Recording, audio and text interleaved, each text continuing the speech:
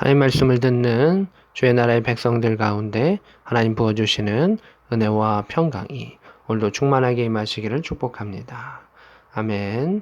오늘은 히브리서 2장 1절부터 말씀 보겠습니다. 그러므로 우리는 들은 것에 더욱 유념함으로 이렇게 말하고 있습니다. 들은 것이라고 하는 것은 복음입니다. 예수 그리스도의 그 말씀입니다. 하나님의 그 사랑의 말씀들입니다. 그 배운 것들을 의미하고 있습니다. 배운 것들을 더욱 유념하라. 유념하다라고 하는 것은 생각하다, 묵상하다, 또 묵상하는 것을 통해서 그것을 지킨다라고 하는 것까지도 의미를 갖고 있습니다. 그래서 생각과 행동이 같이 가는 것, 그 유념이라고 볼 수가 있습니다. 또한 이것을 통해서 우리가 흘러 떠내려가지 않도록 함이 마땅하니라. 그래서 흘러 떠내려간다라고 하는 것은 세상의 물결들입니다. 세상의 풍조들입니다. 또 영적인 도전들입니다. 그러한 곳 속에서 우리는 우리의 자리를 잃어버리고 휩쓸려서 내려갈 수가 있습니다. 어떨 때는 자연스럽게 흘러가고 어떨 때는 그냥 폭풍과 같이 쭉 밀려갈 때가 있습니다. 근데 그 자리를 지킬 수 있는 것이 들은 것, 배운 것, 말씀이다라고 하는 것입니다. 그래서 말씀이 우리의 삶의 지표가 되고 또 소망의 닻이 되어서 흔들리지 아니하고 그 자리를 지키며 또 신앙의 여정을 전진해 나갈 수 있다라고 하는 것을 가르쳐 주고 있습니다. 2절입니다. 천사들을 통하여 하신 말씀 이렇게 되어 있는데 이것은 이제 보통 구약을 의미할 때가 많이 있습니다. 예언자들, 또 예언자들에게 영감을 주시고 또 천사들을 통해 소통케 하시고 이러했었던 그 구약의 말씀이 견고하게 되어서 그 말씀이 범죄함과 순종하지 아니함이 공정한 보응을 받았거든. 말씀을 통해서 범죄한 자들이 보응을 받는 그 역사가 있었다라고 하는 것입니다. 3절 우리가 이같이 큰 구원을 등한히 여기면 구약 가운데서도 천사들을 통해 주신 말씀이 하나하나 다 이루어졌고 보응이 이루어졌는데 이 같은 큰 구원, 예수 그리스도의 말씀을 통한, 예수 그리스도의 은혜를 통한, 예수 그리스도의 십자가를 통한 부활의 큰 구원을 등한히 여기면 우리가 그것을 중요시 여기지 아니하고 소홀히 여기면 어찌 그 보응을 피하리요? 그 죄에 휩쓸려서 그가 심판받는 것을 피할 수 있겠는가? 이 구원은 처음에 주로 말씀하신 바요. 들은 자들이 우리에게 확증한 편이 또 4절에 하나님도 그들과 함께 증언하셨다. 이렇게 되어 있습니다. 예수 그리스도를 통한 구원은 하나님께서 태초부터 말씀하셨던 것이고 듣는 믿음의 백성들 가운데 확증하셨고 깨닫게 하셨고 4절에 하나님이 표적과 기사들로 기적을 의미하는 것입니다. 하나님께서도 기적으로 여러 가지 능력으로 또 자신의 뜻을 따라 성령으로서 그 하나님께서 행하심을 구원의 역사를 증언하셨다. 성령으로서 그 일들을 증거하셨다라고 하는 것을 보게 됩니다. 그래서 구원의 역사는 태초부터 지금까지 또 하나님의 큰 구원으로서 성령의 일들을 통하여 기적을 통해서 우리에게 보여주시고 확증해 주신 일이다. 그래서 우리가 그것을 꼭 붙잡고 있어야 한다라고 하는 것입니다. 구원의 복음, 특별히 예수 그리스도의 그 복음과 그 말씀을 우리가 붙잡을 때 우리는 이 땅 가운데 휩쓸려 가지 않는 것을 보게 됩니다. 감사도 하나님께 대한 그 감사도 날마다 하는 것이죠. 구원의 그 은혜 가운데 날마다 하는 것이죠. 은혜 주십시오, 은혜 주십시오라고 말하지만 하나님은 사실 우리 가운데 은혜를 주시죠. 근데 우리가 그러한 그 감각적인 은혜들, 어떤 문제를 하나하나 푸는 그 은혜들만은 주목하지 하나님께서 우리를 구원하셨던 예수 그리스도의 구원의 큰 은혜를 가끔 잊어버릴 때가 있습니다.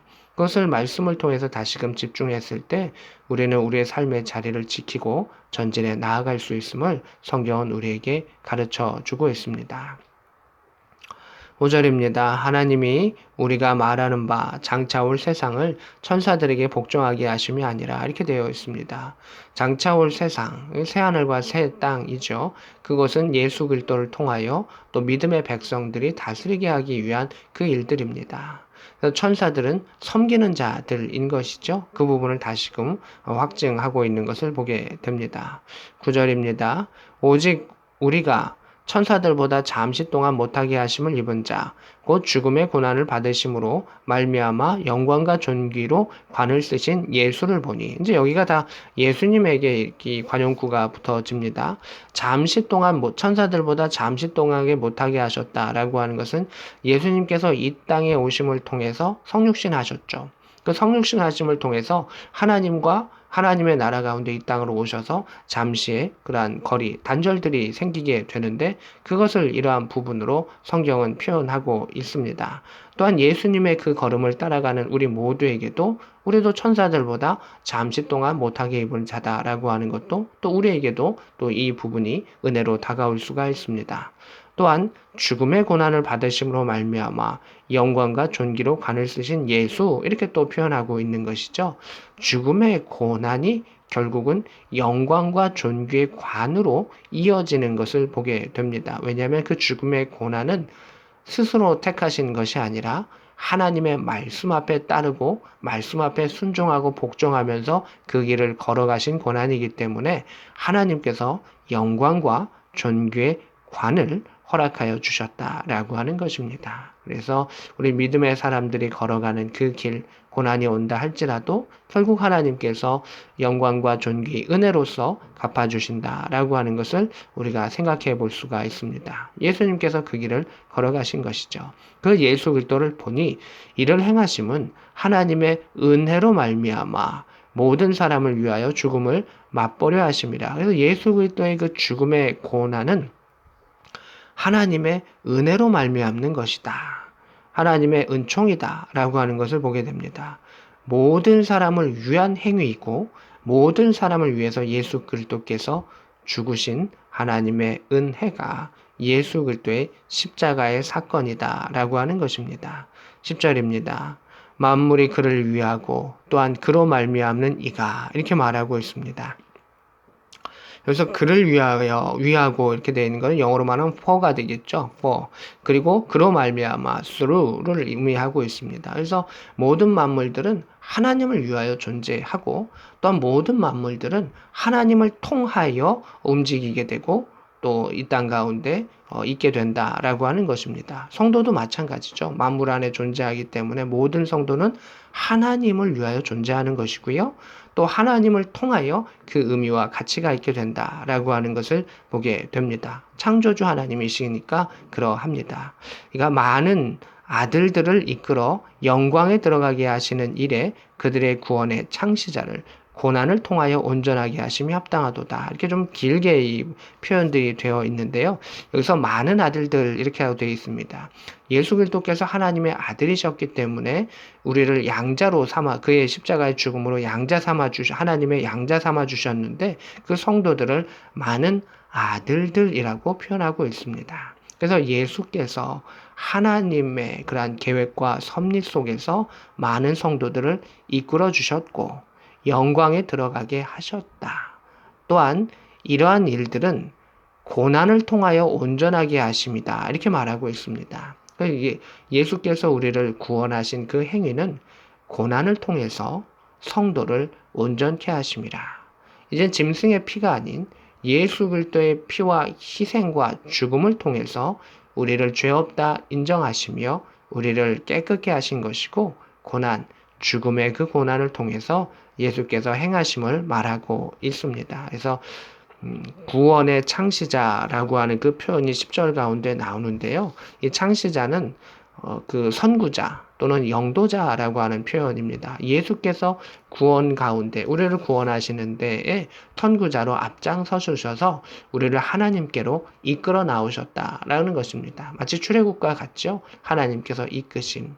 6월절 어린 양의 죽음 가운데 그 생명들을 다 구속하신 하나님의 역사가 있었던 것처럼 예수 그리스도의 죽음의 사건을 통해서 죄된 민족이, 죄된 백성을 이끌어내셨던 구원의 선구자, 영도자, 예수 그리스도, 그 예수 그리스도의 고난과 죽음을 통하여 우리는 온전케 된다라고 하는 것을 말하고 있습니다. 히브리서는 예수 그리스도에 대해서 표현하고 있습니다.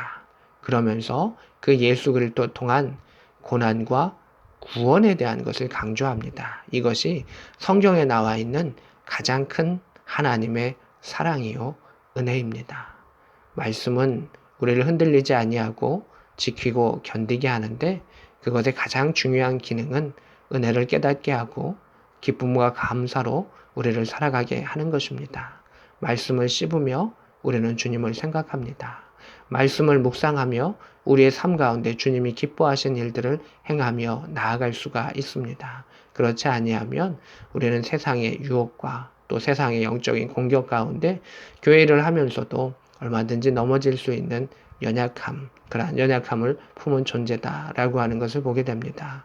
오늘도 말씀을 통해 예수를 바라보고 하나님 사랑합니다, 하나님 감사합니다 라고 하는 그 기쁨의 고백을 또 구원의 감사를 표현할 수 있는 복된 저와 여러분 될 수 있기를 우리 구주 예수 그리스도의 이름으로 축복합니다. 아멘.